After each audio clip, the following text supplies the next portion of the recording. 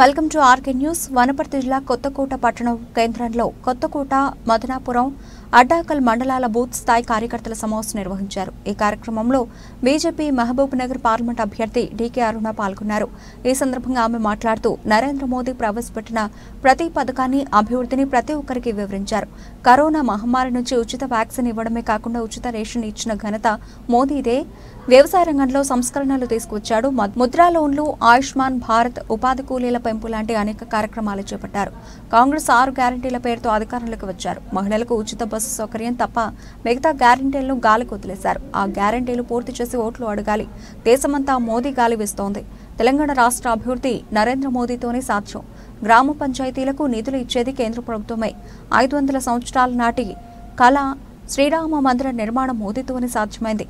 కేంద్రంలో నరేంద్ర మోదీ అధికారంలోకి రావాలంటే మహబూబ్ నగర్ పార్లమెంట్లో కూడా ఓటు వేసి గెలిపిస్తేనే సాధ్యమవుతుందని ఆమె అన్నారు. అదేవిధంగా వివిధ మండలాల నుండి భారీ ఎత్తున బీజేపీ పార్టీలో చేరడం జరిగింది. ఈ కార్యక్రమంలో మాజీ ఎమ్మెల్యే రావుల రవీంద్రనాథ్ రెడ్డి, రాష్ట్ర క్రమశిక్షణ సంఘం convenor Nagurao Namoji, parliament convenor Dokur Pavan Kumar Reddy, Konda Prashanth Reddy, Kuruva Ramesh, Bharat Bhushan తదితరులు పాల్గొన్నారు.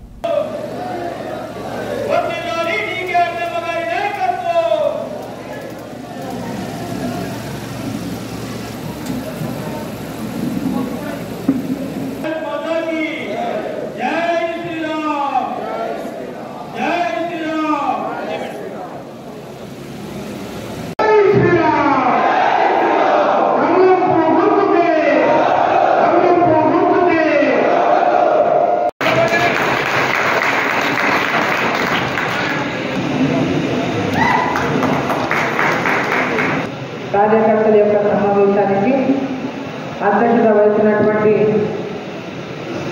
అసెంబ్లీ కో-కన్వీనర్ భరత్ భూషణ్ గారు, ఈనాటి కార్యక్రమంలో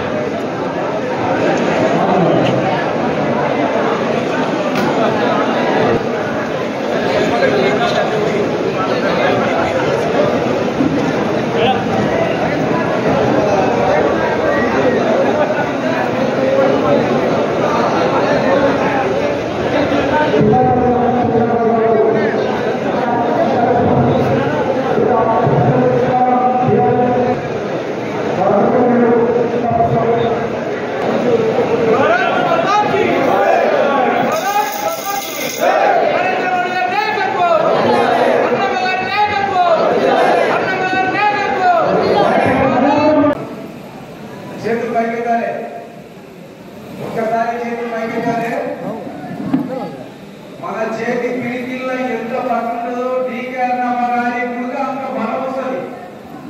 చేతులకి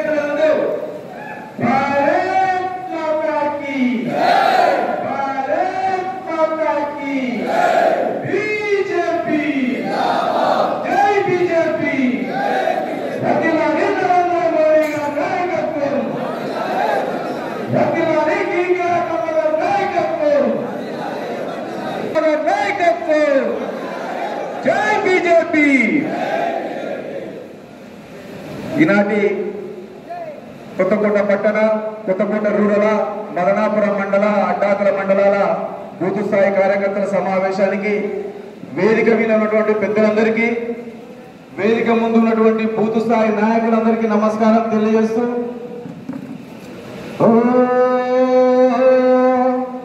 గుండెల్లో గౌరవ పూయాలి,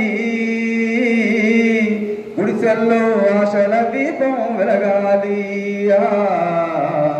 గుడిసెల్లో ఆశల దీపం వెలగాలి, గుండెల్లో గౌరవ పూయాలి, గుడిసెల్లో ఆశల దీపం వెలగాలి. ప్రతివాడు వాజిపేయిలా సమర శంఖమే ఊదాలన్నా, ప్రతివాడు అద్వానీలా కథన రంగమున దూకాలన్నా, గుండెల్లో కవలం పూయాలి, గుడిసెల్లో వెలగాలి గుడిసెల్లో ఆశల తర్వాత మీ ముందుకు పంపించిన తర్వాత మిమ్మల్ని అందరినీ కూడా కలుసుకోవాలని మరి ప్రతి బూత్లో కూడా మనం మెజారిటీ తెచ్చుకోవడానికి ఏ విధంగా మనం ముందుకు పోవాలని మనమందరం కలిసి మాట్లాడుకోవడానికి అన్ని విషయాలు తెలియజేసుకోవడానికి సమావేశం నిర్వహించడం జరిగింది. ఈ 7 అసెంబ్లీ నియోజకవర్గాల్లో అన్ని మండలాల ప్రతి ఒక్క మండల కార్యకర్తలతో సమావేశం. మరి ఈరోజు ఈ కొత్తకోట మదనాపురం కార్యకర్తల సమావేశంతో అన్ని మండల కార్యకర్తలు కూడా పూర్తయిపోయింది. మరి మన యొక్క నామినేషన్ కూడా 18వ తేదీ మనం నామినేషన్ వేయబోతున్నాం. మరి పెద్ద ఎత్తున కార్యకర్తలు మన నామినేషన్ కార్యక్రమాల్లో పాల్గొనే విధంగా బూత్ స్థాయి నుంచి మన కార్యకర్తలు ప్రతి ఒక్కరికి కూడా ఇంటింటికి వెళ్ళి మనం నామినేషన్ వేస్తున్నట్టు వాళ్ళందరూ కూడా నామినేషన్ కాపాడించినట్టుగా మన కార్యకర్తలు ప్రతి ఒక్క ఓటర్ని కూడా కలుపుకోవాలని చెప్పి ఈ సందర్భాన్ని కోరుతాము. అన్నింటి కూడా పూర్తి చేసుకొని ఆ యొక్క కమిటీ వారు గ్రామంలో ఉన్నటువంటి కమిటీ బూత్ కమిటీలు ఆ గ్రామంలో ఉన్నటువంటి ఆ బూత్లో ఉన్నటువంటి ఓటర్ లిస్టును తీసుకొని ఆ ఓటర్ లిస్టులో ఉన్నటువంటి ఓటర్ల సంఖ్యకు అనుగుణంగా ప్రతి ఒక్క పేజీకి మనం ఒక కార్యకర్తను పన్నాపట్టు మనం నియామకం చేసుకోవాలి. నియామకం చేసుకొని ప్రతి ఒక్కరు కూడా ఒక పేజీలో అంటే 60 ఓట్లు ఉంటాయి. ఆ యొక్క 60 ఓట్లు అన్నీ కూడా ఆ 60 ఓట్లు ఉన్నటువంటి ఆ ఇంటి వాళ్ళందరూ కూడా ఓటర్లను మనం కలుసుకోవాల్సినటువంటి విధంగా మనం ప్లాన్ చేసుకోవాలి. ప్రతి ఒక్కరి దగ్గర మేము అందరం చెప్తున్నాం, ఏడవైనా అంటున్నారు. ఈరోజు దేశమంతా నరేంద్ర మోదీ గారిని గెలిపియాలి, దేశమంతా నరేంద్ర మోదీ గారు ప్రధానమంత్రిగా ఉండాలి, మళ్ళీ నరేంద్ర మోదీ గారికే మా ఓటు అని దేశమంతా అంటాం. కానీ మన దగ్గర పెద్ద ఎత్తున గ్రామాల్లో ఉన్నటువంటి ఇద్దరునేమో పట్టణాల్లో మాత్రమే బీజేపీ ఉండే అంటుంది. ఇప్పుడు ఊరూరికి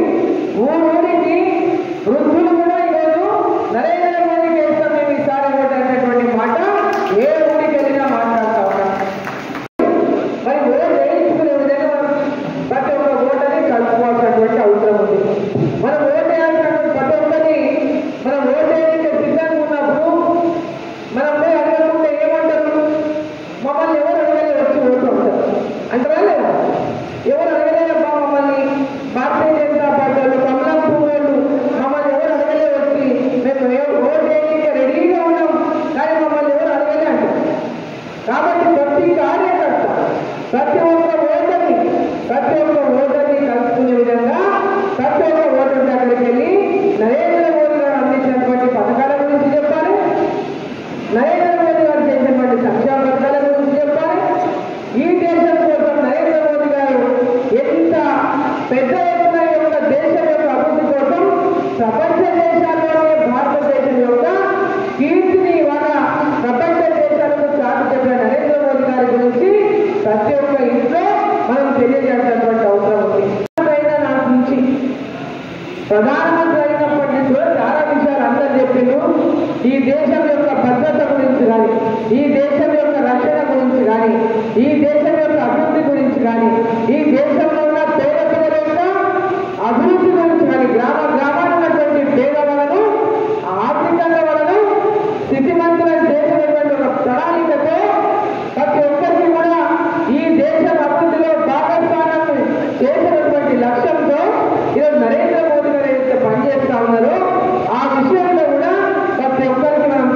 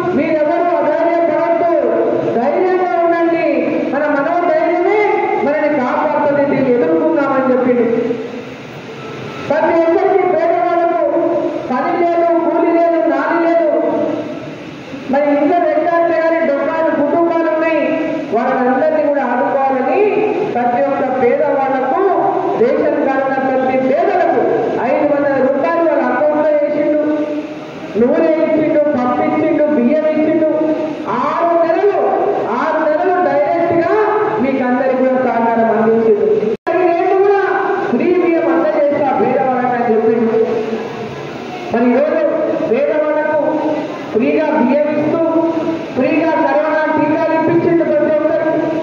కరోనా టీకాలు వేసుకున్నారా అందరూ ఫ్రీగా? ప్రతి ఒక్కరు వేసుకున్నారా? వేసుకున్న అందరూ చేతులు లేపండి. మళ్ళీ ఈరోజు నరేంద్ర మోదీ గారు పేద ప్రజల కోసం రైతుల కోసం కిసాన్ సమ్మాన్ నిధి ఇచ్చి 6,000 రూపాయలు సంవత్సరానికి వాళ్ళ అకౌంట్లో డైరెక్ట్గా వేస్తున్నారు. ఎరువుల ధరలు పెరిగినవని సబ్సిడీ కింద ఎరువులకు పెద్ద ఎత్తున సబ్సిడీ ఎరువుల సబ్సిడీ లెక్క వేసుకుంటే ఒక్కొక్క ఎకరాకు 18,000 నుంచి 23,000-24,000 వరకు ఒక్కొక్క ఎకరాకు రైతులకు పెరుగుతాం.